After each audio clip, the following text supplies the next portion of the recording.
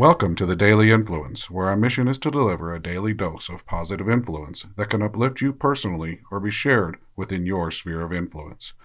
While not every episode may directly apply to your unique circumstances, we strive to provide insights and inspiration relevant to most people's daily, weekly, and monthly lives.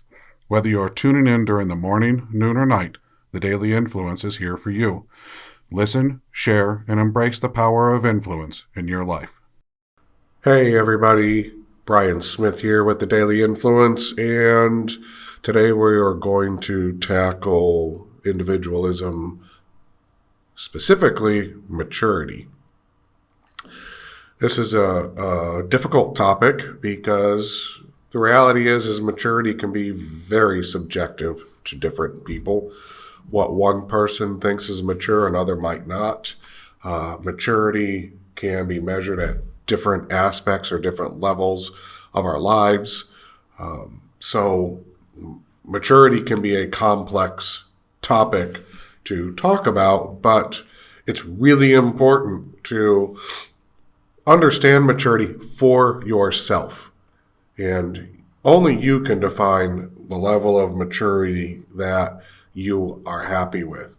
And that means that your maturity is measured or perceived by others and you accept it for what it is, and that you are, happy with the level of maturity that you have and how you portray yourself in instances where you might have your maturity measured or perceived or challenged.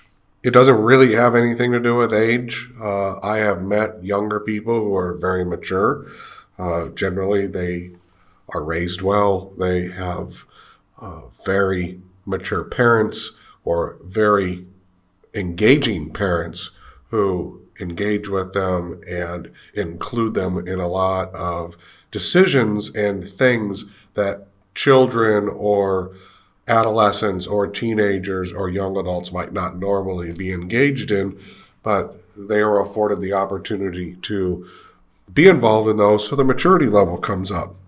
How you respond to people can be a definition of your maturity. If you're kind, if you're patient, if you listen well. So all of these things can be part of the equation of maturity, and how we're perceived by others.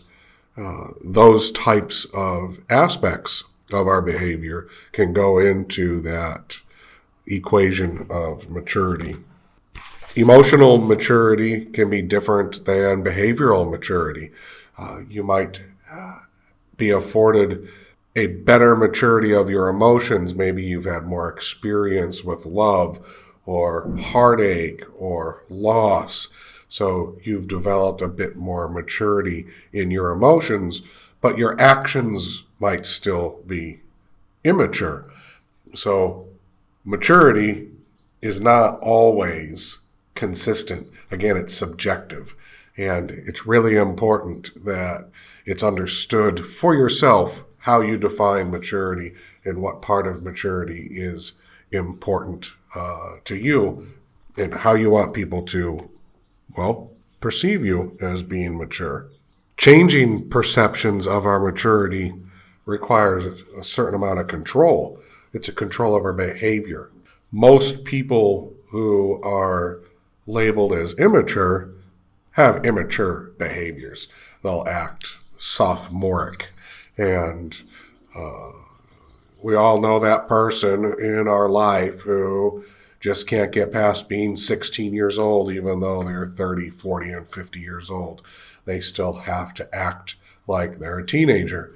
Their level of maturity in those situations can be a challenge for them. It doesn't mean that they're immature all the time. It just means that they might have immature tendencies. This takes us back to perception, though. If we have immature tendencies, that influence on others can damage our character. It can hurt our foundation.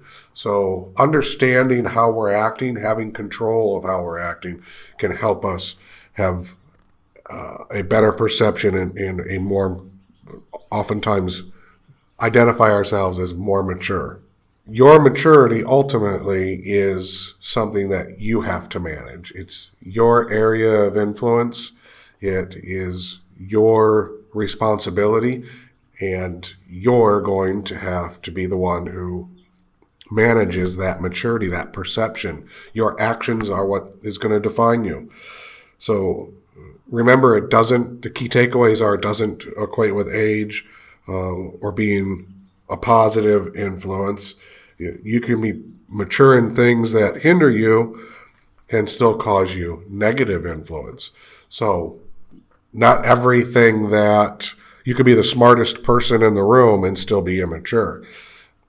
You could challenge people around you, challenge perceptions, and still be an intelligent person. Knowing the area in your life that make you feel or act immature.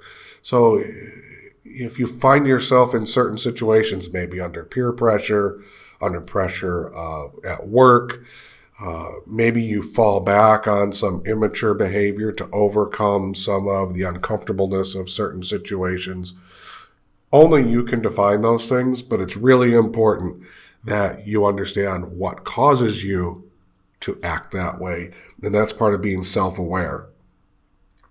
It also will elevate your mindfulness and help you identify how you can change for the positive and become a more positive influence for yourself, so you're your best self, and then also your best for others, which ultimately will make you, well, as far as perception goes, and through behavior, more mature. Tomorrow we're going to talk about willpower, individualism, and willpower. Willpower is a pretty good topic. It's like a tank of gas. We can run out of it. So join in tomorrow when we are talking about willpower. Have a good day.